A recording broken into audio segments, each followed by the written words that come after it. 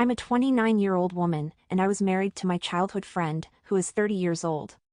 We've known each other since we were 10 years old, but we didn't start dating until I was in my second year of college. After he finished college, he bought a house, and I moved in with him. We got married when I was 24, and now we have two boys, a 5 and 2-year-old. We've pretty much been living in the same house since college, but now we've bought a better one, and we're getting ready to move in. My husband is the only guy I've ever been with romantically, and our intimate life has always been steady. We used to have sex at least twice a week, which was quite frequent considering how long we've been together.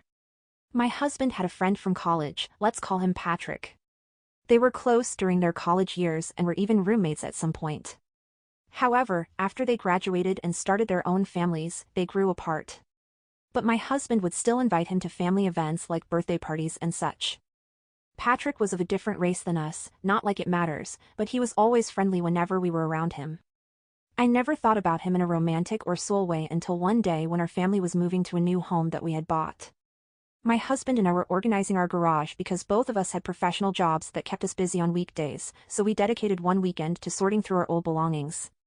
Most of these items had been untouched since our college days. As I was going through my husband's things, I stumbled upon a hidden stash of 3 condoms tucked away between some old books. When I discovered those condoms, my first thought was that my husband had cheated on me back in college.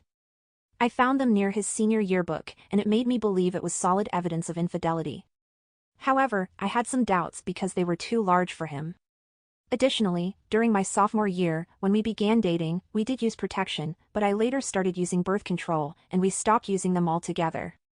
The condoms were found close to his 4th-year books, which made me question the timeline even more. Despite the fact that it didn't seem to be his size, the timing added up, so I decided to have a conversation with him about what I had discovered. His reaction when I showed them to him was different from what I had expected. He chuckled and confirmed what I had already noticed. He explained that they were too big for him and that they actually belonged to his friend Patrick. He found it surprising that they were still there, preserved among the books. I asked him why he had possession of them if they belonged to his friend. He explained that it was common knowledge among his friends that this particular friend had an unusually large joystick, and they used to tease him in a friendly manner about it.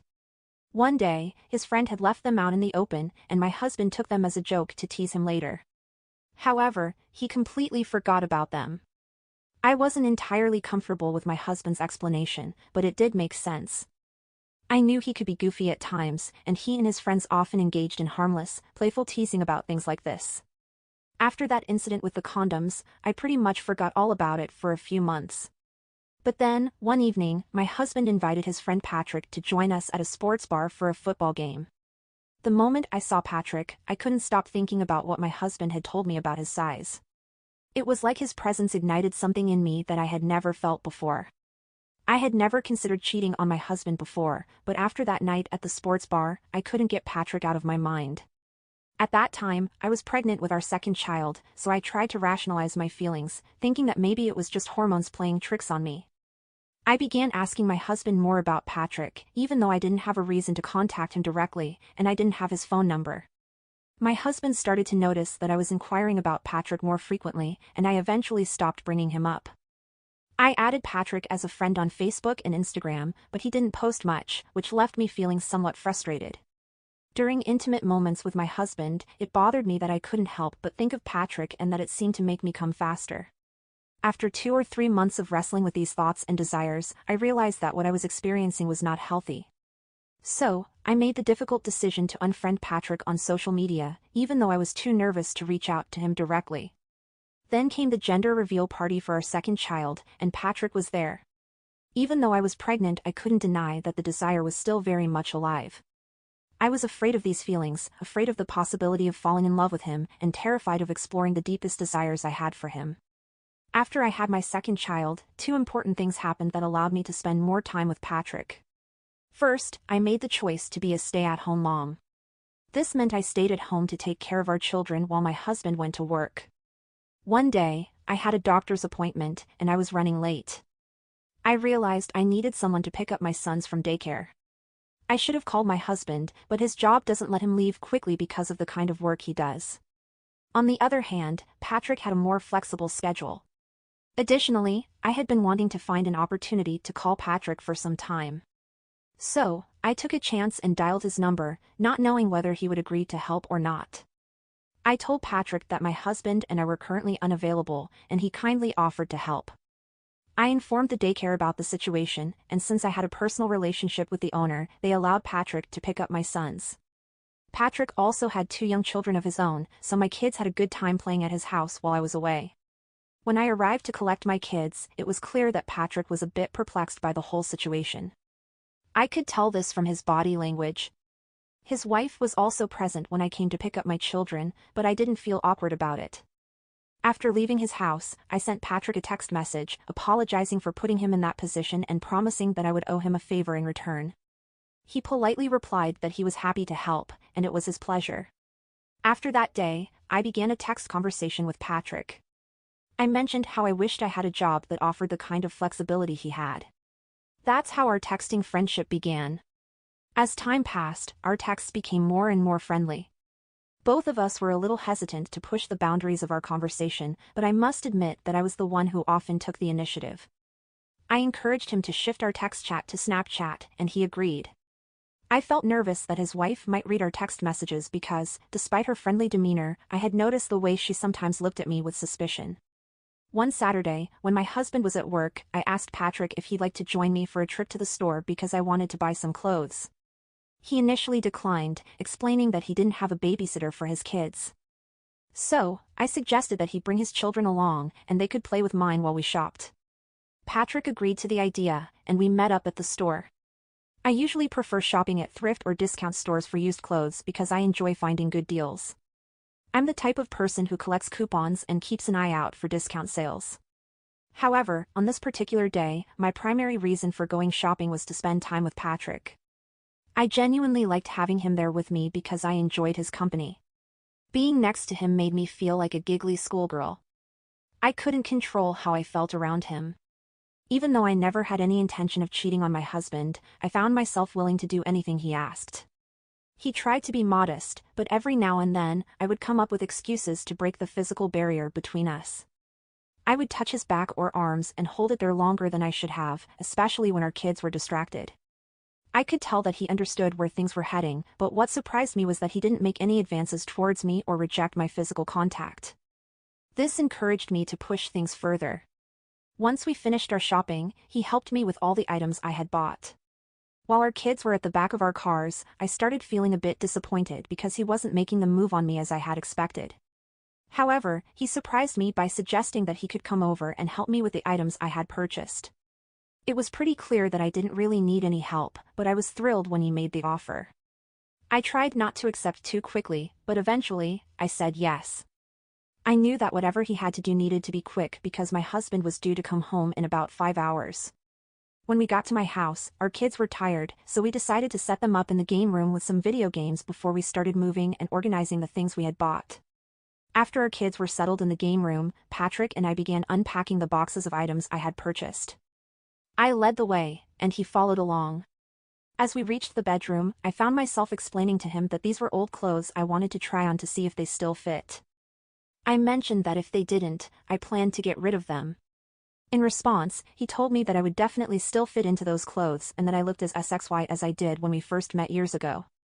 His words ignited an overwhelming desire within me, unlike anything I had ever felt before. In that moment, I couldn't resist, and I kissed him. It's important to note that I had never been with anyone other than my husband, so the experience of having Patrick's hands on my body as we kissed was incredibly intense and soul. I had never felt as aroused and excited as I did when he began undressing me, knowing that we were about to engage in a soul encounter. I didn't love him, and what we were doing wasn't making love, it was driven by a primal desire for a purely physical act. Watching him put on protection and then becoming intimate was everything I had fantasized about and more. I had never experienced such intense passion before. It was an incredibly soul encounter, and it's hard to put into words. All the soul experiences I'd had before were filled with love, reassurance, and intimacy, but this was different. I simply wanted to have a passionate physical connection with someone who had an intense desire, and it felt absolutely incredible. I could feel his strong back beneath my hands, his lips on my neck, and it was all so amazing.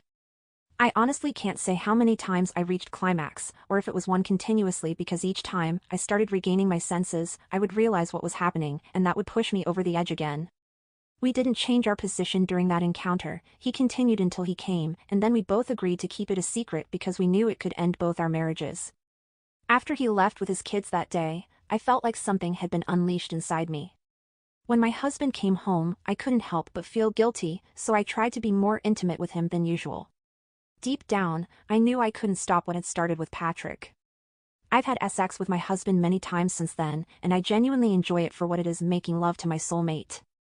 But I still have cravings for Patrick, so we text each other and meet up at least once a week. To me, he was like that occasional cheat meal during a diet. I needed to be with him every week, to experience him, to feel desired as a woman. I love my husband, and this secret affair fills me with guilt, yet it also makes me feel a forbidden sense of excitement. Our affair continued for 5 months, and during that time, we attended a mutual friend's birthday party. Patrick brought his wife along, and I noticed that he was starting to distance himself from me. When I sent him text messages, it took longer for him to respond. When I finally asked him about it, he first mentioned that his wife was becoming suspicious. Then, he mentioned that he had started to feel guilty, and that he considered Patrick a friend. These explanations made me rethink our relationship because I thought that he might not be enjoying it anymore. I probably should have just left things as they were, but I couldn't resist the need for closure. So, I convinced him to meet me at a diner so we could put an end to our affair. When we met up, I learned that after the mutual friend's birthday party, Patrick's wife had confronted him because she had a suspicion, though no concrete evidence. I felt regret, wondering if something I had done at the party had given it away, perhaps unintentionally. Despite this, I persuaded him that we should have one final encounter and then part ways forever. He reluctantly agreed, and we went to a hotel to have one last intimate moment. It was an intense experience, knowing it would be our final encounter, as we didn't want to jeopardize our marriages any further. Just about 5 hours after we left the hotel, I received an ominous text message from Patrick that simply said, "She knows." Panic surged through me, and I replied, "Who knows?" "Your wife." I immediately called him, desperate for answers. Patrick informed me that his wife was in tears and heartbroken because she had concrete proof of our activities. She had evidence of us going to and leaving the diner, as well as entering and exiting the hotel. My heart sank deep into my stomach, and I couldn't help but think about what this revelation might mean for my own marriage if my husband were to find out. I asked Patrick if his wife intended to share this evidence with my husband, but he explained that he was still dealing with the turmoil in his own marriage and didn't have an answer. In my panic, I raised my voice and yelled at him, urging him to ask his wife immediately. Unfortunately, my anxiety got the best of me, and I kept getting louder. Patrick, too, became upset with me, and our conversation escalated to the point where he hung up on me. It was evident that both of us were overwhelmed and panicking. I attempted to call Patrick back, but he wouldn't answer. In my desperation, I sent him a text apologizing for raising my voice earlier. Then, I went home and found my husband in tears. He had all the evidence that Patrick had mentioned, and it was the first time I saw the devastating impact of my actions on the man I considered my soulmate. We both cried together, and I begged for his forgiveness, but he was inconsolable. My husband asked me how long the affair had been going on, and I decided to come clean about everything. I pleaded with him to forgive me and promised to seek counseling and do whatever it took to regain his trust. That day was the saddest of my life because I had never witnessed my husband cry before. I realized that not only had I betrayed his trust, but I had also done it with someone he considered a friend. We both worried about what people would say if they found out and the embarrassment it would bring to our family. It was a moment of reflection when I realized how thoughtless I had been throughout the affair and how ultimately meaningless it had been. After 2 days of trying to repair our relationship, I took the initiative to find a marriage counselor and also started seeing an individual counselor. I wanted to demonstrate to my husband that I was genuinely committed to making our marriage work. During this time, we made the difficult decision to cut Patrick out of our lives completely. My husband called Patrick and expressed his anger and disappointment. Surprisingly, Patrick took full responsibility for everything and offered sincere apologies, even when it wasn't entirely his fault. I hoped that by focusing on saving my marriage, I could help my husband, as I believed Patrick's marriage might already be beyond repair. However, after 2 weeks of trying, my husband decided that the best course of action was to have a trial separation for 3 months. During this time, we would assess our relationship and decide whether we should continue together or go our separate ways. On the very day Patrick's wife discovered his infidelity, she decided to leave him. Simultaneously, when our respective partners left us, we reached out to each other secretly, realizing that we had nothing to lose at that point. We arranged to meet up again, but unfortunately, we were unaware that Patrick's wife had been monitoring his phone and discovered our plans. She shared this information with my husband, prompting him to proceed with the divorce immediately. Patrick's wife, in a surprising turn of events, chose to return to him and began sending me threatening voice messages, demanding that I stay away from Patrick. It felt as if I had lost everything. I had lost the love of my life, as well as Patrick. I've tried to explain to my husband that I reached out to Patrick because he had left us, and I was uncertain about what to do. However, my husband is still moving forward with the divorce, regardless of my reasons. I attempted to persuade him to consider our children's well-being. I suggested that we should, at the very least, give a trial separation a chance, as he had previously promised, before proceeding with the divorce. However, he remained firm in his decision. To make matters worse, he took it upon himself to inform my family that I had been unfaithful, which I believe was unnecessary and should have remained a private matter between us. Reflecting on my actions, I acknowledge that I was in the wrong. Looking back, I deeply regret initiating the affair. Nevertheless, I still wish that he had handled the situation differently. I do feel remorse for my actions, and I yearn for the times when our relationship was simpler and more harmonious. Hola, suscríbete a Historias Vitales para no perderte nuevas historias. Mi esposa había estado trabajando en su proyecto especial durante 4 meses ahora. No era su proyecto personal, pero ella era la persona principal y responsable de su éxito. El proyecto estaba diseñado para salvar a su empresa, Bixler Enterprises. Los últimos 4 meses habían sido difíciles porque se vio obligada a trabajar duro. Era importante tanto para ella como para la empresa. Había una buena posibilidad de que Bixler Enterprises quebrara si el proyecto no se completaba. Sara tenía una licenciatura de Albrecht y un MBA de Wharton. Era la más inteligente de la familia. Yo empecé a trabajar como mecánico de autos justo después de la secundaria y después de 21 años seguía siendo mecánico de autos. No me importaba porque me gustaba el trabajo y pagaba bien. Era suficiente para pagar la universidad de Sara y criar a 2 hijos. No vivíamos lujosamente, pero estábamos bien. Los niños ya se habían mudado, y las cosas iban bastante bien con nuestros ingresos. Sara quedó embarazada 3 meses después de casarnos a la edad de 18 años. Durante los primeros años de nuestro matrimonio, vivimos con mis padres. Ellos tenían una gran casa vacía ya que 4 de mis hermanos se habían mudado. Eso significaba que teníamos una niñera mientras Sara completaba sus primeros años de universidad. Debido a 2 embarazos, la carrera de 4 años le llevó 6 años completarla. Fue difícil, pero lo logró. Siempre tuve trabajo y nunca me faltó trabajo extra si lo necesitaba.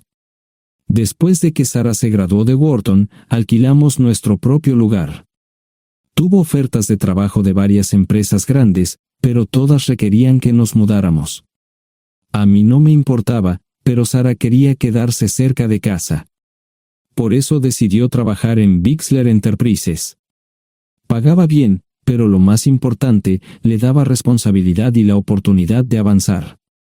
Sara era una empleada trabajadora y dedicada. La presentación es el jueves en el Hotel Thyssen en Filadelfia. Tomé unos días libres en el trabajo para ayudarla según fuera necesario. Al final, todo lo que logré fue hacerle algo de comer cuando llegaba a casa. No sabía nada sobre su trabajo, ni tampoco quería saber. Los negocios corporativos de alto nivel me aburrían. Empresarios de Europa, Asia y América del Sur venían aquí, la empresa pagaba sus boletos de avión y proporcionaba habitaciones en el Hotel Thyssen mientras estaban aquí. Era caro como el infierno, y por algunas cosas que Sara había dicho, la empresa estaba sobreestimando sus finanzas. Su presentación era importante para ella, para la empresa y para más de 200 empleados. Hasta el martes por la noche, todo iba bien. Sara llegó a casa con un traje nuevo, un traje gris con una blusa blanca. Desplegó todo lo que necesitaba en la cama de la habitación de invitados. Cuando se trataba de la limpieza de la casa, ella era normal, pero cuando se trataba del trabajo, era meticulosa. No entendía por qué necesitaba sacar su ropa interior de lujo, pero no dije nada. Además de su traje para la presentación, tenía varios vestidos de cóctel lindos para eventos sociales antes y después del evento. Siempre había evitado tales eventos, pero me sentía obligado a ir con ella si ella quería que lo hiciera. Me agradeció la oferta, pero dijo que no era necesario. Todos los materiales y equipos que necesitaba estaban guardados ordenadamente en el maletero de su Volvo.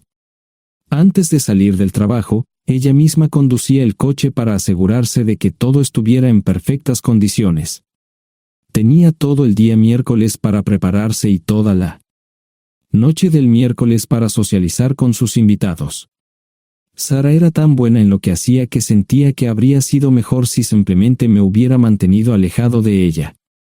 Finalmente, había terminado. Lo había revisado y vuelto a revisar todo. Todo lo que necesitaba ahora era una ducha caliente y una buena noche de sueño. Supongo que mi error fue que empecé a revisar sus cosas después de que Sara comenzara a ducharse. Pensé que estaba ayudando, pero resultó ser lo contrario. Estaba moviendo cosas en la cama cuando un pequeño sobre blanco cayó del bolsillo lateral de su bolso de maquillaje. Una carta de una farmacia, pero no del tipo que solemos usar. Dentro había 10 pastillas. No tenía idea de qué era, Pren, y las instrucciones eran confusas. Si es necesario, tomar una pastilla y luego una segunda pastilla 12 horas después. Pensé que podría ser algo que ella había conseguido para la ansiedad o los nervios, pero las instrucciones no tenían sentido. La receta estaba escrita a su nombre el lunes. Volví a poner el sobre en su lugar mientras ella terminaba de ducharse. Decidí que quería saber más sobre Pren antes de contarle sobre ello. Por supuesto, si lo mencionaba, significaría que estaba revisando sus cosas. Odio los dilemas. Mientras Sara se preparaba para dormir, fui a nuestro ordenador doméstico y busqué. 10 minutos después, me uní a mi esposa bajo las sábanas. Pasé toda la noche despierto, preguntándome por qué mi esposa había recogido una receta para la píldora del día después, especialmente después de que me hicieran una vasectomía hace 10 años. A la mañana siguiente, me levanté temprano, pero no estaba descansado. Di un largo paseo, esperando que despejara mi mente. Me dirigí hacia casa con reticencia, temiendo lo que podría hacer o decir cuando llegara allí. Mi hijo Joe se unió a la Marina después de la escuela secundaria y estaba en su primer año en San Diego. Nuestra hija Gloria se casó con su amor de la infancia el año pasado y acababa de mudarse a Dallas. Eso dejaba solo a Sara y a mí. Echaba de menos a los niños, pero esperaba envejecer con mi esposa. Ella era la única mujer que me había interesado, y ahora todo estaba. Si Sara estaba teniendo una aventura, lo ocultaba bien. Por supuesto, nunca la vigilé. Nunca miré sus correos electrónicos o llamadas telefónicas. No tenía razones para hacerlo. No tenía forma de saber qué estaba haciendo en el trabajo o después del trabajo. Confiaba en ella completamente. Ion, ¿dónde demonios has estado? ¿Quieres huevos o algo? No, solo café. No me sentía con muchas ganas de hablar. ¿Qué pasa, cariño? Solo son 3 días. Puedes venir si quieres, pero te aburrirás como una ostra. No, realmente no quiero ir, pero odio dejarte sola. Me preocupo cuando no estás aquí. Es muy dulce, querido, pero estará bien. No voy a salir del hotel en todo este tiempo. Pasaré la mayor parte del día asegurándome de que la sala de conferencias esté lista, y esta noche tendré una agradable charla con nuestros posibles clientes. Mañana, probablemente ni siquiera tendré la oportunidad de ir al baño. Llegaré a casa lo más temprano posible el viernes, te prometo un gran fin de semana si sabes a lo que me refiero. Todo eso suena bien, pero no puedes culparme por preocuparme. Soy un mecánico de autos, y tengo una esposa hermosa y exitosa. A veces tengo la sensación de que estás menos interesada en mejorar nuestra situación familiar que en avanzar en tu carrera. Detente, maldita sea, Ion. Siempre he respetado lo que haces para ganarte la vida y nunca he insinuado lo contrario. Criaste a 2 grandes niños y me pusiste a través de la universidad. Eres un gran esposo, un gran padre y un buen proveedor, y nunca olvides eso. Terminé mi café mientras ella recogía la mesa. ¿Quieres que te llame? No, no es una buena idea. Tendré el móvil apagado, y voy a apagar el teléfono de la habitación por la noche para poder dormir. Te llamaré siempre que pueda. La ayudé a cargar el coche, era tan meticulosa con eso como con todo lo demás. Trabajando, le llevaría 3 horas llegar al Hotel Thyssen. Me quedé en el porche y la vi marcharse. No me molesté en preguntarle por las pastillas. Pasé el resto de la mañana en el porche. No recuerdo haberme preocupado tanto como ahora. Me sentía pequeño e insignificante. Me sentía fuera de mi liga. Era un tipo de pueblo con un trabajo mediocre y una esposa exitosa. Era una combinación equivocada. Debería haberlo notado antes. Me sentía estúpido. El mejor traje que tenía era una chaqueta azul y un par de pantalones. Al menos tenía algunas corbatas, aunque tenían 10 años de antigüedad. Acababa de terminar de vestirme cuando sonó el teléfono fijo. Oye, cariño, solo quería avisarte de que llegué bien. ¿Tuviste un buen viaje? Supongo que el tráfico no estaba demasiado denso. Estuvo bien. Te llamaré esta noche. Ahora tengo que irme. Estoy en la habitación 714, Sara. Puedo estar en casa de mis padres o en la de mis hermanos esta noche si quieres llamarme a mi móvil. De acuerdo. Suena el teléfono móvil. Te quiero, tengo que irme. Me tomé mi tiempo para llegar a Filadelfia. No fui directo al Thyssen, primero me detuve y compré un filete con queso. Prometí hacer una larga noche. No estaba seguro de qué iba a hacer. Estacioné en el garaje del hotel y simplemente esperé. Tarde o temprano, tenía que entrar en el hotel. Simplemente no podía decidir cuándo hacerlo. El sonido de mi teléfono celular me ayudó a tomar mi decisión. Ion, solo quería avisarte de que todo se ha arreglado. Ahora voy a bajar para encontrarme con algunas personas y cenar. No olvidaste nada, ¿verdad? No, todo está bien. Tengo todo en mi habitación para mañana. ¿Necesitas algo? No, Ion, relájate. Voy a apagar mi teléfono. Te llamaré mañana por la mañana. ¿De acuerdo? Ríe, diviértete. No es divertido, Ion, es trabajo. No parecía estar demasiado fuera de lugar. El vestíbulo, el restaurante y las salas de conferencias estaban llenos de gente, así que pude pasar desapercibido. Había un folleto pequeño y bonito que mostraba el diseño de todas las habitaciones del hotel. Me paseé por las diferentes habitaciones y me detuve en las paredes, mirando alrededor entre la multitud. No tenía ni idea de qué haría si Sara me veía. Lo averiguaría si y cuando eso sucediera. Encontré un tablero de eventos que enumeraba todas las habitaciones que estaban siendo utilizadas por los diversos grupos. Bixler Enterprises no tenía habitaciones disponibles para el miércoles por la noche. Esto me pareció interesante. Sara había dicho que no iba a salir del hotel, pero ahora no estaba tan seguro de eso. Había 3 comedores, familiar, informal y de alta cocina. A Sara no le gustaba mucho cenar con niños, así que fui primero al comedor informal. Solo me llevó 5 minutos asegurarme de que no estaba allí. Tuve mejor suerte en el salón gourmet, era una acogedora mesita encajada en la esquina, el tipo de mesa que la gente reserva para tener un encuentro privado. Sara llevaba un vestido de cóctel negro con un escote pronunciado y perlas, se veía elegante y su acompañante parecía apreciarlo. Conocía a algunas personas con las que trabajaba Sara, y él no era una de ellas. Me resultaba familiar, pero no había forma de que pudiera recordarlo. Había muchas sillas libres, así que no tuve problemas para cruzar la sala. Había velas y pequeños candelabros de cristal en las mesas. Apagué la mía y le dije al camarero que me molestaba por el glaucoma. Pedí el plato de pollo de siempre y me acomodé. El camarero me sirvió el café por tercera vez. Disculpe, el tipo en la mesa de enfrente me parece muy familiar. ¿Sabes quién es? Sí, ese es Malcolm Eugene Foote. Es miembro del Consejo Municipal, se espera que se postule para el Congreso en los próximos años. ¿Es esa su esposa con él? Es muy bonita.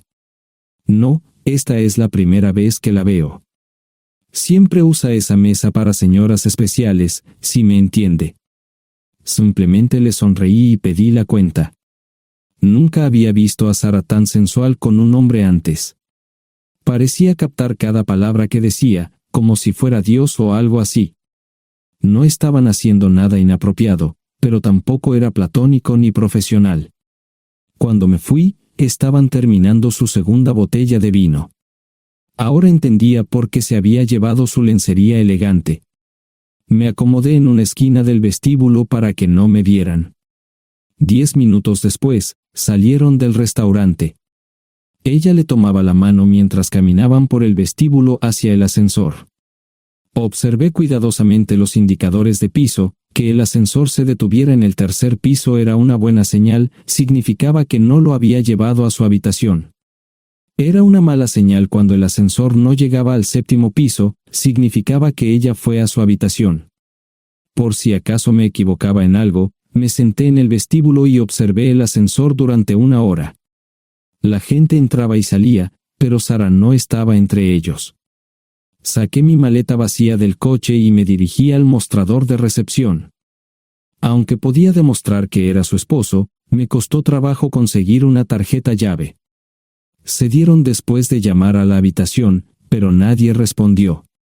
Finalmente, estaba en camino a la habitación 714 con la tarjeta llave. Ni siquiera encendí las luces al principio, simplemente me senté en la oscuridad de la habitación durante más de 1 hora. No fue difícil asegurarme de que no regresara a la habitación. Primero, empacé todas sus ropas y pertenencias personales. No dejé nada atrás. Revisé el paquete de Preven, todavía quedaban 10 pastillas en el tocador. De manera muy ordenada, estaban todos los artículos que necesitaría para su presentación al día siguiente. Comencé a llenar la maleta. Había 24 carpetas promocionales especialmente encuadernadas y otras 20 carpetas regulares, todas ellas fueron a la maleta. Un proyector digital fue lo siguiente, seguido de una computadora portátil. Tomé su bolso y su celular, que había dejado en la habitación. Todo lo que tenía consigo era un bolso de mano y probablemente un tubo de lápiz labial. Di una vuelta por la habitación tan cuidadosamente como lo hizo ella para asegurarme de no perder nada. Una vez satisfecho, dejé las llaves del coche y mi anillo de bodas en el tocador. Aparte de esos 2 objetos, la habitación estaba completamente vacía. El ascensor se dirigió directamente al estacionamiento, no tuve problemas para llevar 2 maletas, y 20 minutos después, estaba en la autopista rumbo al norte. Pasaban las 3 de la madrugada, no tenía idea de que había pasado tanto tiempo. 1 hora o 2 después, sonó mi teléfono celular, la identificación de llamadas mostraba el número del Listen. ¿Ion? Sí, ¿dónde estás? Estaré en casa pronto. Eso fue todo lo que dije. Hubo silencio en el otro extremo de la línea. Los vendedores tienen un viejo dicho, el primero que habla pierde. Pareció una eternidad antes de que ella hablara. Ion, lo siento. No preguntó nada y simplemente colgó. Apagué mi teléfono, era obvio que había regresado a su habitación. Más tarde ese día, tenía que dar una presentación que salvaría a su empresa y le daría un ascenso. Metí las maletas en el desván del garaje. Sara nunca iba allí y nunca pensó en buscar algo allí. Por supuesto, en este punto, estoy bastante seguro de que no importaba.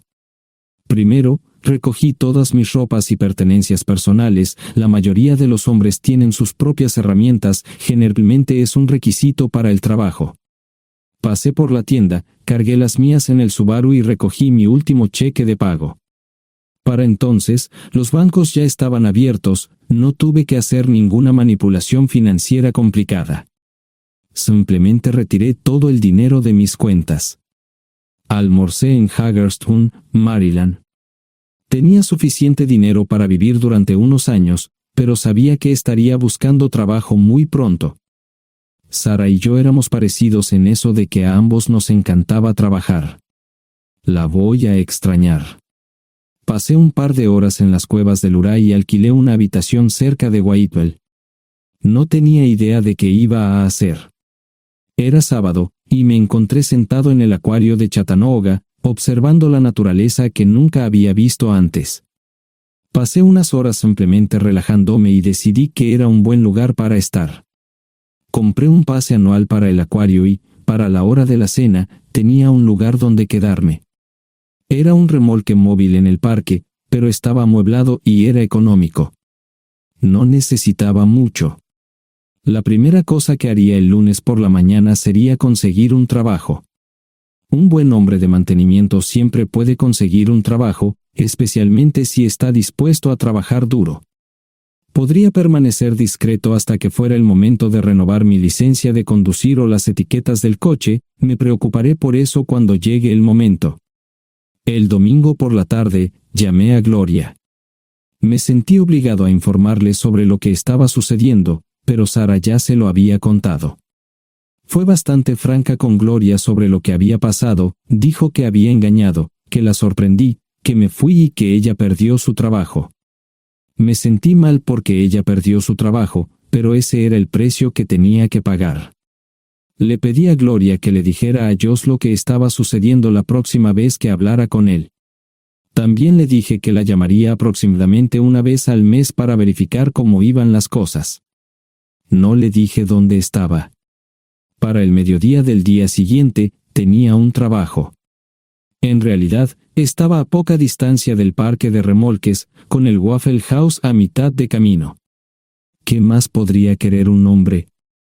No sé cómo manejaron el papeleo, pero me estaban pagando $20 por hora sin hacer preguntas. Estaba feliz, y ellos también. Ni siquiera tendría que tocar el dinero que traje conmigo. Unos 2 meses después, Gloria me informó que Sara se había mudado de la casa y estaba viviendo con sus padres. Gloria no sabía nada más, pero estaba feliz de que estuviera estable y le estuviera yendo bien. Josh me llamó desde San Diego solo para informarme que iba a hacer un crucero. Era técnico en aviónica en un portaaviones, intentó explicar qué hacía exactamente, pero estaba más allá de mi comprensión. Nunca supe mucho sobre cosas técnicas. Ambos tuvieron cuidado de no decir nada malo sobre su madre, aprecié eso. Después de eso, todo siguió como siempre.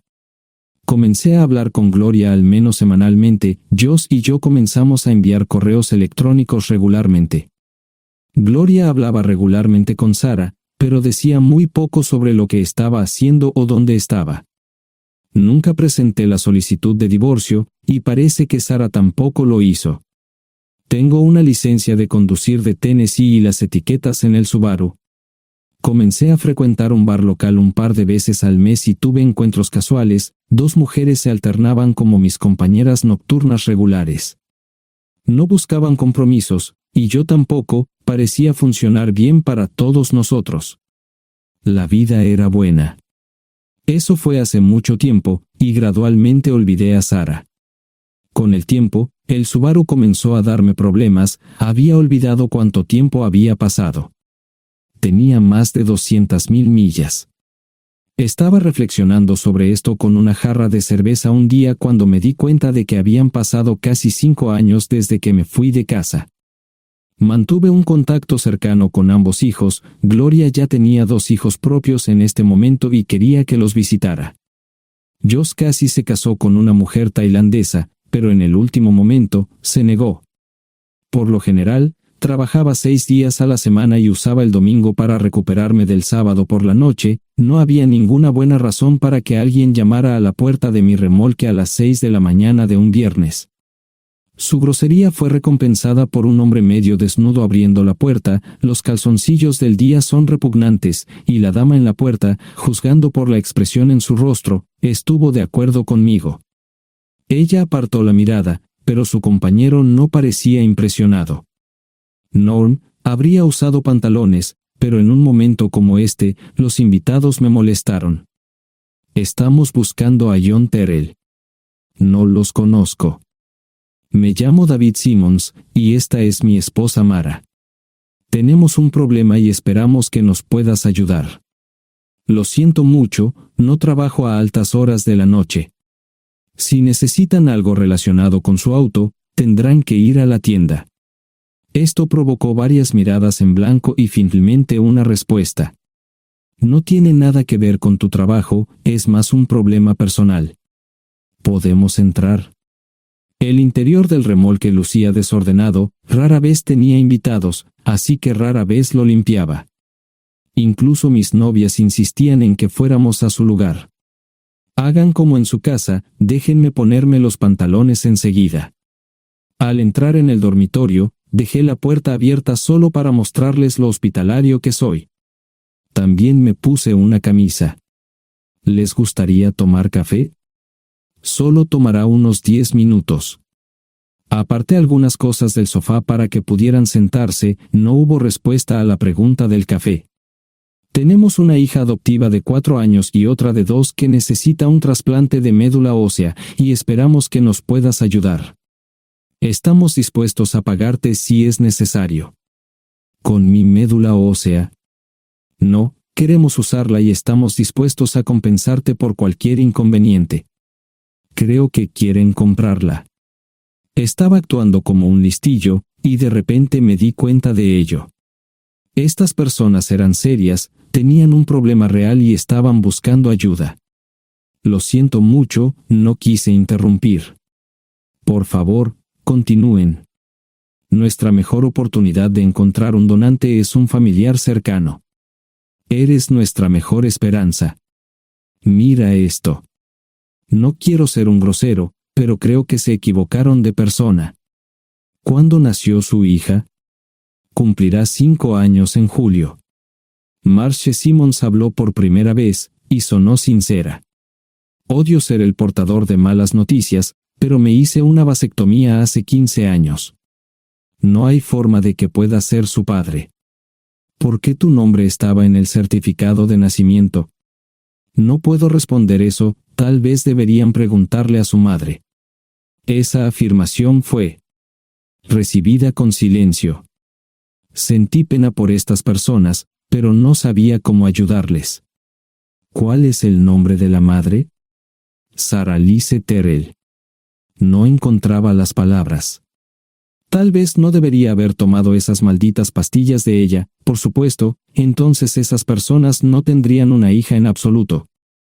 Todo lo que pensaba que había superado el dolor, y aquí está de nuevo, viejos recuerdos de mi esposa teniendo relaciones sexuales con ese maldito político de Filadelfia. Estaba empezando a olvidarlo todo, y ahora estaba de vuelta. Maldita sea. Ahora entiendo y pido disculpas por mi grosería e insensibilidad. Haré todo lo que esté en mi poder para ayudarles. En primer lugar, porque no puede Sara hacerse un trasplante de médula ósea. Médicamente, no puede. ¿Por qué no? Es madre, tiene que ser una donante adecuada. Oh, ella es una donante adecuada, pero está demasiado enferma. Los médicos se negaron siquiera a considerar utilizarla. ¿Enferma de qué? Está muriendo de insuficiencia hepática. Le quedan menos de 6 meses de vida. Esto no tiene sentido. Siempre ha estado perfectamente sana. Además, no creo que un hígado enfermo le impida donar médula ósea. El hospital no aceptará su firma en el formulario de consentimiento. ¿Estás diciendo que hay algo mal en su cabeza? Ambos me miraron en silencio, sabían la respuesta, pero no querían decirlo. En ese momento, no quería que se sintieran aún más incómodos. Hace 10 minutos, no me importaban, pero ahora sentía que tenía que protegerlos y ayudarlos. ¿Cómo sucedió esto? ¿Podría alguno de mis hijos ayudar? Quizás, pero pensamos que eras nuestra mejor esperanza. ¿Por qué no van tras su padre, su verdadero padre? Pensamos que eras tú. No tenemos ni idea de quién más podría ser. Sara no nos dijo nada sobre otro posible padre. De hecho, ella no estaba en condiciones de explicar nada, agregó Mara. Obtuvimos la mayoría de nuestra información de la agencia de adopción. Tuve que preparar café y hacer pis, permítanme un momento. Dejé a mis invitados sentados mientras preparaba el café. Solo tomó unos minutos. Mientras se preparaba, fui al baño, algo que necesitaba hacer urgentemente. Traté de ser discreto, ya había avergonzado lo suficiente a Mara. ¿Dónde viven? En Westchester, Pensilvania. Les haré una oferta. Si les digo quién es el verdadero padre de su hija, deben prometerme que lo perseguirán sin descanso hasta obtener lo que desean. ¿De qué estás hablando? El padre de su hija es un político prominente en Pensilvania. Por supuesto, negará todo y probablemente les proporcionará documentos legales para detener sus esfuerzos. Si acuerdan presionar lo suficiente para que él admita que la niña es suya, podrán avergonzarlo y obligarlo a hacerse un trasplante de médula ósea. Eso es lo que quieren, ¿verdad? Sí, claro, pero ¿cómo hacemos eso? No lo sé. Soy mecánico. Trabajo con metal para ganarme la vida. Creo que la mejor manera sería utilizar la televisión, la radio y los periódicos. Los políticos harán cualquier cosa para evitar una mala publicidad. ¿Tienen amigos que puedan ayudar? Bueno, ahora ambos estaban sonriendo. Debo haber dicho algo que les dio esperanza. Creo que podemos hacer esto. ¿Quién demonios es él? Malcolm Eugene Foote. Se postula para el Senado de los Estados Unidos. Apuesto a que hará cualquier cosa para evitar una mala publicidad. El café estaba listo, pero David y Marshall no podían esperar para llegar a casa. Antes de irse, les dije cómo ponerse en contacto con Gloria y Josh en caso de que los necesitaran. Estaba seguro de que ayudarían. También les pedí que me dijeran dónde estaba Sara. Probablemente estaría en Pensacola antes de que ellos regresaran a Westchester. Me corté el pelo y compré una camisa nueva. Sara era una tramposa que arruinó mi vida, pero aún así quería lucir bien cuando la viera. Era otro remolque, pero esta vez era un bonito doble nuevo. Allí estaba su Volvo con una llanta desinflada y un parabrisas roto. La mujer que abrió la puerta no era Sara, parecía que la habían empapado fuerte y la habían dejado empapada.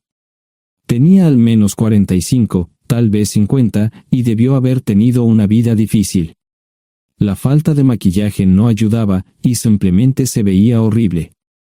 No tuve la oportunidad de abrir la boca. Caray, si no es John Terrell. Nunca esperé verte aquí. Tuve que usar la vieja línea, me estás poniendo en desventaja.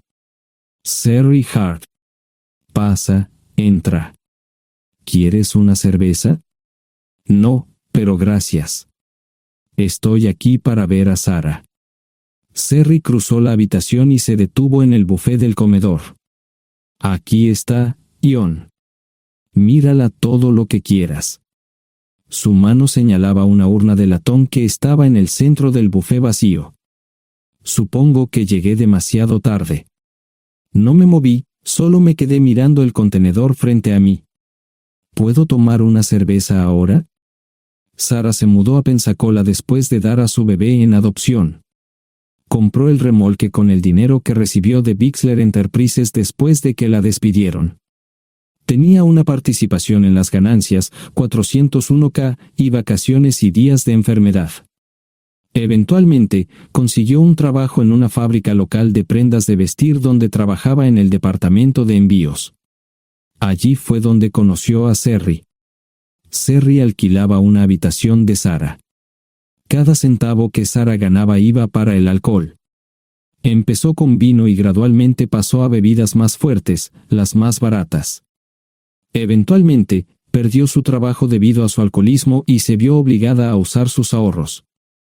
Nunca salió con nadie ni salió a ningún lado. Serry se quedó con ella, pagó sus servicios públicos y compró alimentos que Sara no comía. Le llevó más de 3 años quitarse la vida. Increíblemente, ella tenía un testamento y me dejó un doble remolque y un Volvo. Serry explicó que Sara estaba tan angustiada por lo que había hecho que simplemente se rindió. No intentó evitar el embarazo ni siquiera terminarlo. La adopción se había arreglado meses antes de que naciera el bebé. Nunca volvió a trabajar, excepto en los trabajos clandestinos que hacía mal. Serry dijo que Sara no parecía tener ambición ni propósito en la vida. Sara hablaba mucho de mí pero tenía miedo de intentar contactarme. Gloria le dio mi número, pero nunca me llamó. Era como si su aventura de una noche la hubiera lastimado más a ella que a mí. Estuve allí durante 2 semanas y luego vendí el remolque de Serry por $1 y obtuve $3,000 por el Volvo. 2 días después, estaba en Westchester visitando a mis nuevos amigos David y Marche. Malcolm Eugene Foote resistió al principio, pero David y Marche lo presionaron hasta que cedió. Insistió en pruebas de ADN, que demostraron que era el padre. Para salvar la cara, más o menos lo obligaron a someterse a un trasplante de médula ósea, que fue exitoso. La carrera política y la vida familiar de Malcolm no dejaron una impresión favorable. Su caída en las encuestas fue tan rápida que el partido lo reemplazó por otro candidato unos meses antes de las elecciones. Su esposa solicitó el divorcio y fue muy pública al respecto. Sara y yo estamos viajando ahora a Dallas para ver a Gloria y a mis nietos. No sé cuánto tiempo mantendré a Sara conmigo, probablemente hasta que tenga a alguien.